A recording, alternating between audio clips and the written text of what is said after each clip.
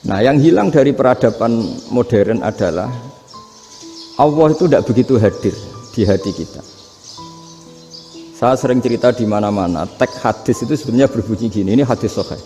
Mangka na yu'minu billahi wal yaumil akhir fal yukrim jarohu. Ada yang fal yukrim jarohu doifahu, ada yang fal yakul khairan aul yasmut. Siapa yang iman dengan Allah dan Rasul maka harus memuliakan tetangganya, memuliakan tamunya. Dulu itu ada seorang ulama dipanggil anak muda, dibully terus sekarang. Wahai kiai, datang ke rumah saya. Datang kiai itu. Setelah sampai ke rumah orang itu, silakan kiai kembali ke rumahnya. Saya tidak butuh kiai. Kiai itu dengan riang kembali. Setelah di rumah dipanggil lagi. Pak Yai, silakan datang ke rumah saya. Datang lagi. Ya senyum-senyum kiainya santai. Wah, nggak jadi butuh Pak Yai. Silakan kembali lagi. Sampai 3 kali. Oh itu kalau rektor digitukan marah itu. Dosen marah. Kiainya santai, santai senyum-senyum rileks. Ketika ditanya, kenapa Pak Yai tidak tersinggung? Jawabannya unik. Anak muda, saya ini senang sekali nuruti perintah Allah, disuruh menghormati tetangga. Sehingga ketika Anda manggil ya saya datang. Ketika Anda nyuruh pulang ya saya pulang. Saya senang sekali nyenangkan tonggo. Dan itu perintah Allah, jadi tidak ada hubungannya dengan kamu. Wah, pemudanya nangis minta dimaafin. Kalau kita kan enggak, kita ini dosen, kiai, mungkin kita doktor, mungkin kita profesor. Tapi kita ini sering didikte oleh orang bodoh. Kalau orang bodoh itu jengkel, lo kita ya jengkel. Lo kamu jengkel, dijengkelkan orang bodoh itu namanya terdikte. Itu bodoh apa pinter? Oh itu tidak pinter sama sekali. Kalau betul-betul kamu pinter, hanya bisa didikte oleh Allah Subhanahu wa Ta'ala. Jadi antara hukum Allah apa? Wa ahsin man asa'a ilaika, berbuatlah baik sama orang yang berbuat buruk sama Anda. Itu dikteannya Allah. Kalau dikteannya orang-orang bodoh kayak dimangkel ben mangkel, terus kamu mangkel. Itu bodoh apa pinter?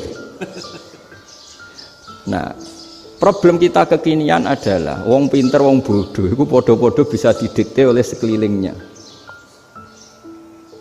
Terus karuan wataknya perempuan seperti itu, wataknya anak-anak seperti itu, kita didikte.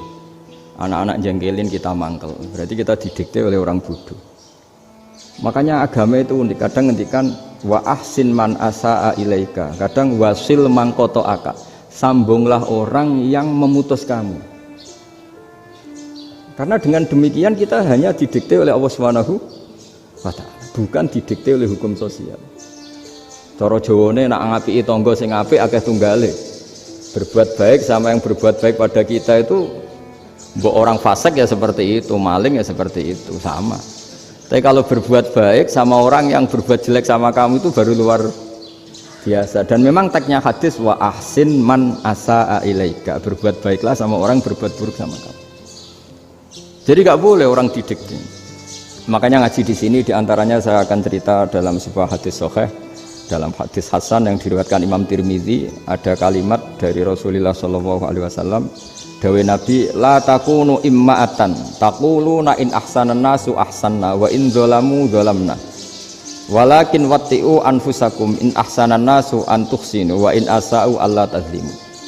Kamu jangan jadi orang yang mudah diombang-ambingkan oleh orang sekeliling kamu, yaitu kamu mengatakan jika orang baik ke saya akan baik, jika orang buruk ke saya juga akan membalas buruk.